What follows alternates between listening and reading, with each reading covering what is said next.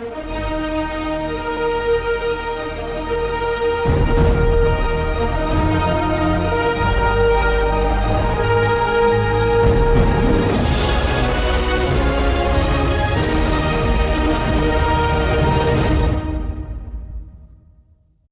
good morning. My name is Willie Lawson, and this is the Morning Report. Let me start off with a simple question. Why are grown adults losing their mind over a name? Not a law, not a budget, not a war, just a name.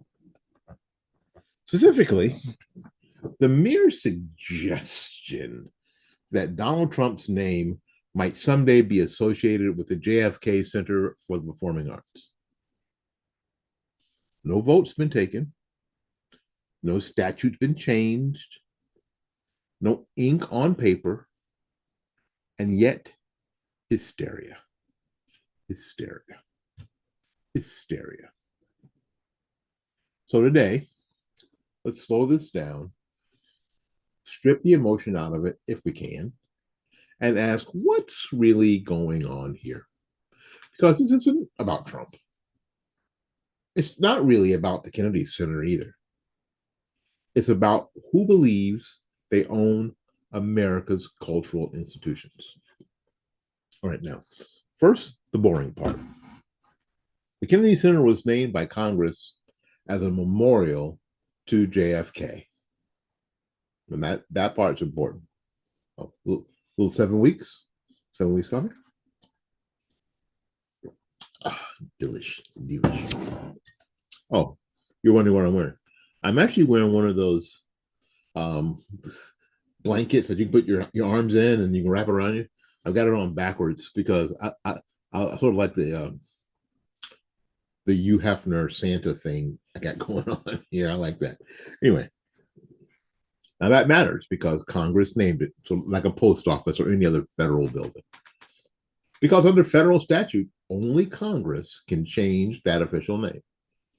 Not a board, not the president, not a protest, not a lawsuit. So let's be very clear. As of today, Monday, September 29th or 28th, depending on when you're watching this, the name has not been legally changed. Congress has not voted. And we're going to get to all that here in a little bit. And there is no serious appetite in leadership to force the issue. It's not like naming a post office at the end of a session. Nobody cares, whatever.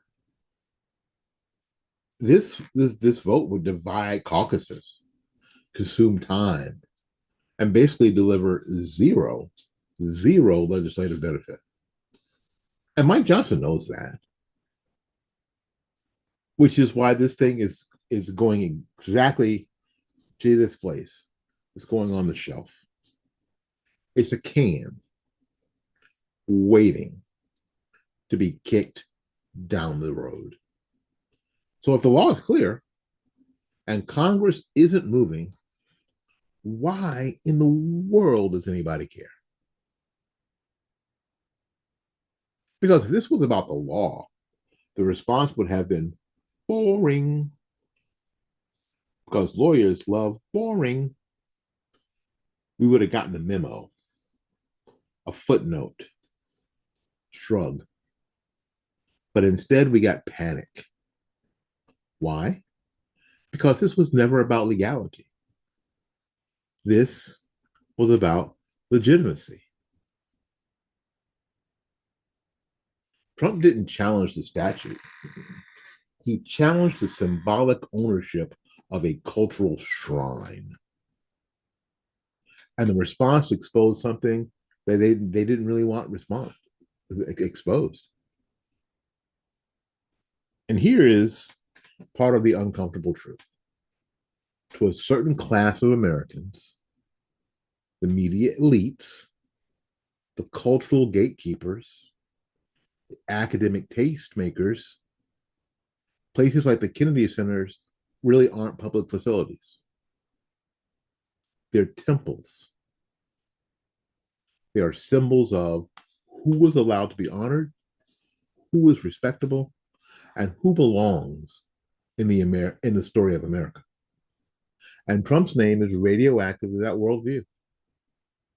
Not because it's illegal, but because it violates their hierarchy. And they don't object to presidents being honored. They just object to this president being honored. So once you see that, the whole reaction kind of makes sense, doesn't it? Now, I've said forever, do not name public buildings after people. Let me help y'all. Do not name public buildings after people. Ever. For any reason. Why? Because people are flawed. Politics change. And myths decay. Once a building is named after a person, it stops being a civic space and it becomes ideological property. Now, let's say the quiet part out loud here. If you're going to treat names on buildings as moral endorsements, then eventually everybody fails that test. I failed that test. JFK fails that test. MLK fails that test. You fail that test. Now, we were told a story about the 1960s. Now, I like to think I was brought up in the 60s. I really was. I kind of brought up in the 70s and mostly in the 80s. Because I was born in 1960. By 1969, I was all of 9 years old. Okay? But we were told a story about the 60s, about Camelot and heroism and moral clarity. But history didn't get worse. It got less censored. For instance, a real look at JFK reveals chronic infidelity, national security risks, media cooperation to suppress the truth. There were serious health issues hidden from the public. And none of that makes him unique. It just makes him human. But once you turn a man into a monument, the truth becomes inconvenient. And institutions start defending the myth instead of the mission. Now, here's another ouchy part. The media wasn't fooled. They were complicit. They were complicit in the JFK story. They were complicit in the MLK story. They were complicit in the RFK story. Because they believed in protecting the story. That was more important than actually telling the truth. It wasn't journalism. It was nation management. And that's why trust is gone today. Because people eventually realize you didn't just miss things, you hid them. Now, the smartest thing that the left could do right now is nothing. Zero. No lawsuits, no public outrage, no performance, nothing. Because silence kills this story. Unfortunately, for them, restraint is not in their DNA. It just isn't.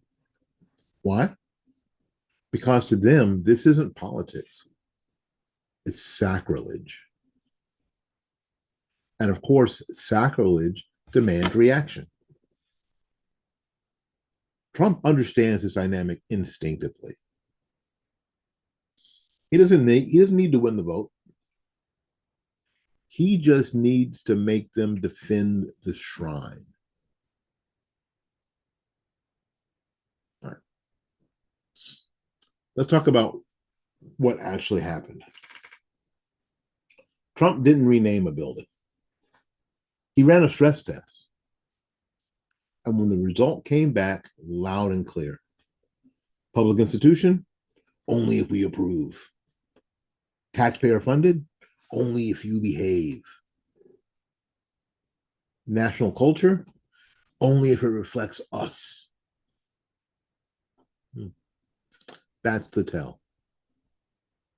All right, here's the deal. So no, Congress probably won't change the name. And yes, this will sit untouched until someone kicks it years from now. But the damage or the clarity is already done. Because now everyone knows that the fight was never about a name. It's about who thinks America belongs to them. And the deeper truth, the outrage over Trump's name proves exactly why public buildings should never be named after people. Because the moment the wrong name is suggested, the mask comes off. And that's not petty. That's diagnostic. Again, my name is Willie Lawson, and this is the Morning Report. Till we see you again, go out there and learn something, love somebody. And for goodness sakes, y'all take care of yourself. We'll see you when we see you. Bye-bye now.